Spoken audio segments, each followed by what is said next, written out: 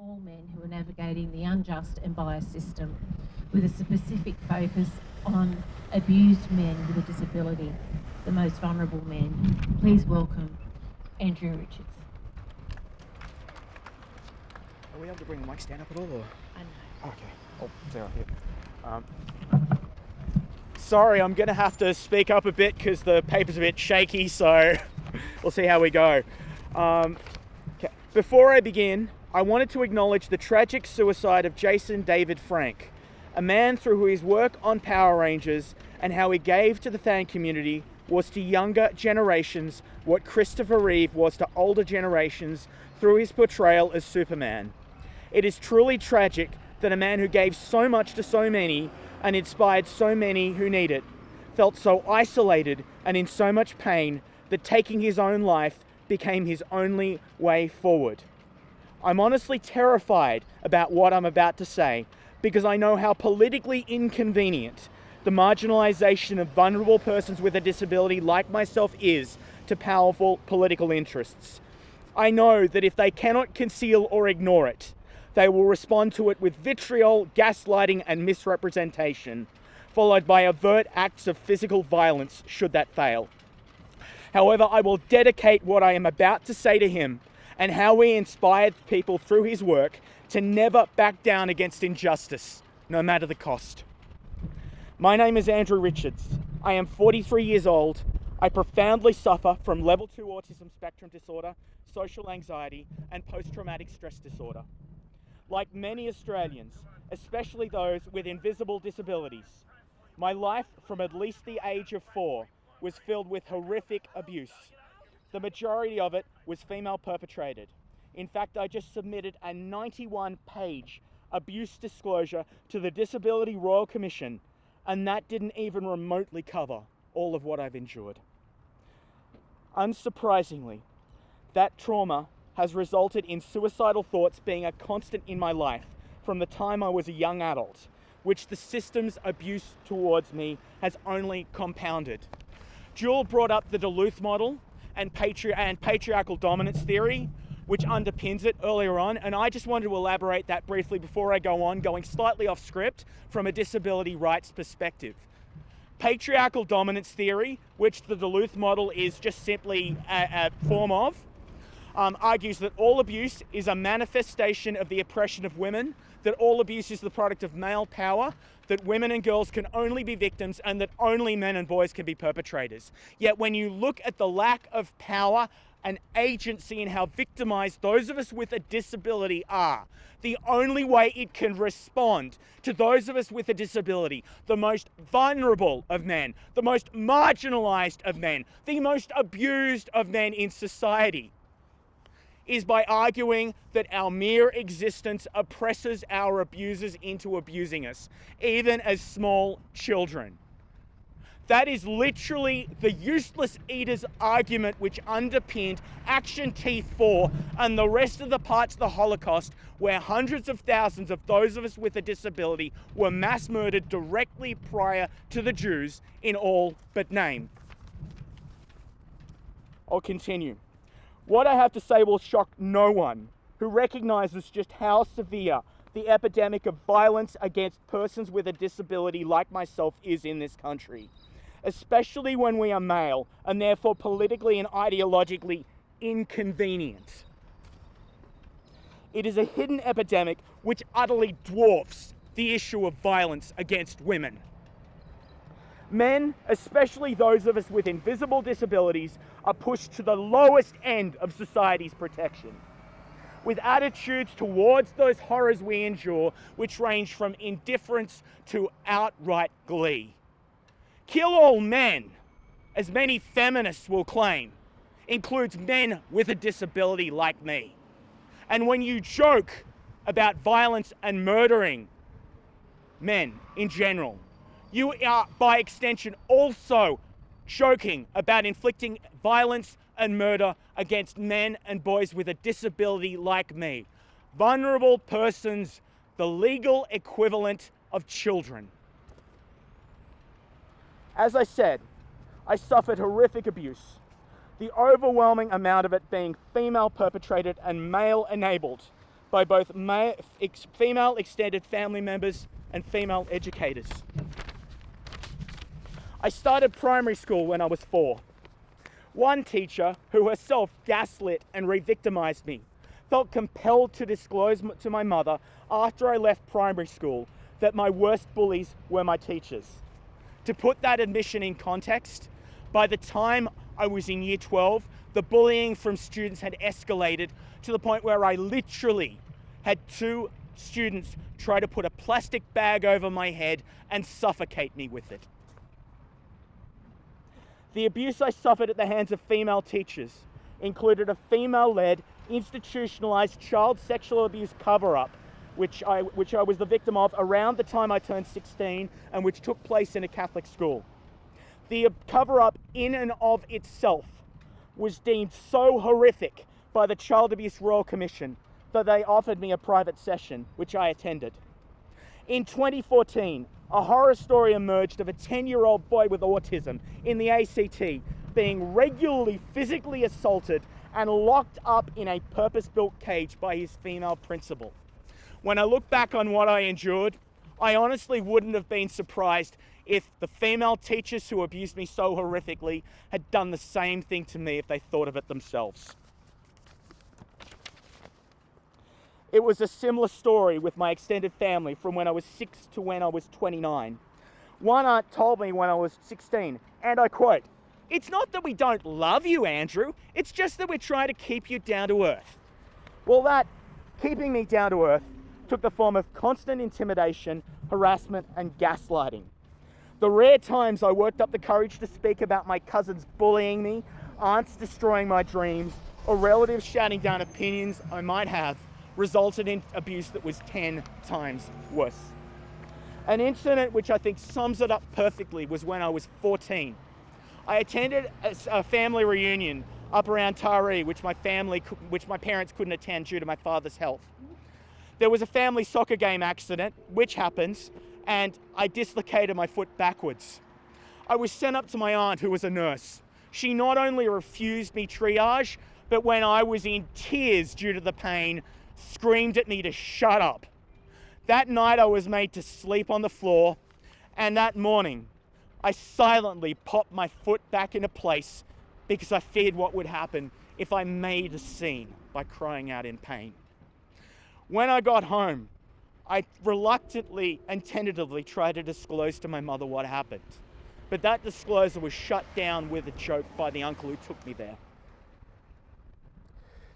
It should surprise no one that by my 20s, being suicidal had become as natural as breathing. It should further surprise no one that by the time I was 24, I genuinely believed that if I killed myself, my family would dance for joy on my grave. The childhood abuse groomed me to be vulnerable to female perpetrated partner violence in my mid to late 20s as well. I suffered isolation, financial abuse, gaslighting, and horrific psychological abuse. I was constantly made to feel hideous, worthless, and truly unlovable. The sexual abuse which I endured, which was also my abusive ex-girlfriend's favorite punishment, when I disclosed it to a child sexual abuse survivor I trusted, they said, "What you endured in some ways is worse than rape." When I finally managed to break free of that abuse, she manipulated my mother into convincing me to talk to her, but it was all only so she could end things in a manner where she regained power over me. People might wonder why a grown man in an abusive long-distance relationship doesn't just leave. Well, the answer is, I suffer from extreme socialization issues due to autism spectrum disorder. In fact, my socialization is almost level 3 autism spectrum disorder. And it was from only a couple of years after I started to walk that I was conditioned to live in fear and submission to any woman who held power over me. When that is your conditioning, and that conditioning is still going on while that abuse is going on, your natural boundaries are non-existent, and the part of you that should, in a healthy person, make them flee has complete atrophy. A few months later, after an incident where a cousin who was one of the worst family bullies referred to me as an unwanted present, I worked up the courage to confront my family. The backlash ranged from, oh, don't worry, you're still part of the family, to being so viciously attacked by the then girlfriend of a cousin that at 3 a.m. the following morning, some divine force had to snap me out of picking up a kitchen knife and slashing my wrists open where no one would have found me till morning. My story is far from alone. We live in a society where ableism is a widespread bipartisan practice to the point where it might as well be a national pastime. This is in a country which has failed continuously and continues to fail to expressly prohibit war crimes, genocide, and crimes against humanity against people on the grounds of disability under Section 268 of the National Criminal Code of Australia. The biggest predictor of being the victim of violence in this country is having a disability. For example, roughly half of all children with a disability will suffer institutionalized child abuse in schools, with male privilege being a non-existent barrier to it. Let alone the other abuse we endure as children and vulnerable adults. In fact, the ABS just reported that those of us with an intellectual or psychological disability are more than 1.5 times as likely to be psychologically abused at the hands of a current partner than women without a disability or long-term health condition. And when it comes to how horrific violence against vulnerable men at the hands of women who know them is, I have 2 words for Australia: Aaron Padgett, and the way he was abducted, brutally tortured, and murdered by 2 women a couple of years ago. You know, when Jill Meagher was horrifically murdered, and her murder was horrific, absolutely. To my knowledge, she is an able-bodied woman, and she suffered a less horrific death than Aaron's, and she gets a national memorial. Yet where is Aaron's national memorial every single year as one of the most vulnerable of Australians? You know, in 2020, the clarion call everywhere was Black Lives Matter. Yet disabled lives in this country are nothing more than easily forgotten footnotes and numbers, especially when they're male. Small surprise that the Disability Royal Commission's final report is expected to be at least 20 volumes long. And to the fanatics who argue otherwise, either overtly or covertly, like the horrible woman a few years ago who howled me down with, "You're a white guy! You're a white guy!" while she had the biggest smirk on her face. Ableism is never male privilege backfiring, straight privilege backfiring, or white privilege backfiring, or any combination of the 3. End of story. Then again, what else can you expect from a country where rates of ableism occurring here, according to the Australian Human Rights Council's own data, are higher than the rates of racism and sexism combined? Is it any wonder that, as the Australian Institute of Health and Welfare reported in 2010, those of us with profound disabilities have a 42% risk of suicide and an 18% risk of attempting suicide at least once? It's quite often claimed that men commit suicide because we don't speak up. Yet in my own experiences of trying to speak up as a vulnerable adult, I have been dismissed, gaslit, or offered perpetrator programs entirely because of my gender and that of my abusers. For example, as a vulnerable adult, when I reached out to Men's Line seeking help for the sexual abuse I endured, my disclosure was cherry-picked, and they tried to manipulate me into attending a sex offender program. Again, this was purely due to my gender as the victim and that of my abuser. Under the umbrella of Australia's Safeguarding Vulnerable Persons Guidelines, that is quite literally no better than if Men's Line were manipulating sexually abused children into attending pedophile treatment programs. That is literally what the National Plan to End Violence Against Women and Children does to disabled men and boys like me, vulnerable persons, the legal equivalent of children.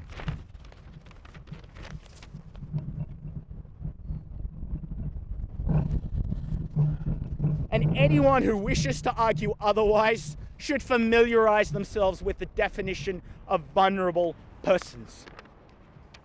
A couple of years ago, I actually worked up the courage to contact On the Line, who are their Men's Line's parent organisation. And when I spoke to their clinical services manager, I was horrifically gaslit. In fact, their blatantly condescending, contemptuous, rude, passive-aggressive and overtly gaslighting behaviour towards me as a vulnerable adult can accurately be described under those guidelines as the behaviour of a predator. In fact, worse still, when I attempted to point out to them during that exchange that the gendered paradigm they operate under can only respond to those of us who endure female on disabled male violence and abuse by effectively branding us as useless eaters, just like every other gendered abuse and violence prevention initiative in this country, I'll add, I was cut off, talked over, and told there was a numerical argument to justify it. Do I even need to point out that when that very argument underpinned Action T4 and everything which came before it, 392,000 of those of us with a disability were sterilised because of it. Roughly 300,000 of those of us with a disability were butchered because of it. And those horrors that we were subjected to were subsequently used to mass murder roughly 5.8 million Jews in the final solution. But apparently never again doesn't apply to those of us with a disability, despite us being the first victims of the Holocaust and continuing to be its most forgotten victims. Is it any wonder that the Disability Royal Commission's final report is expected to be at least 20 volumes long? That brings me to the topic at hand. A few years ago, I had a psychopath enter my home and constantly say they were going to put a bullet in my brain. We got them out. But at the start of the following year, my wife was terrified I was going to take my own life. For a week, I was like, no, I'm fine, it's okay. But after a week, I relented. I called up a Christian helpline.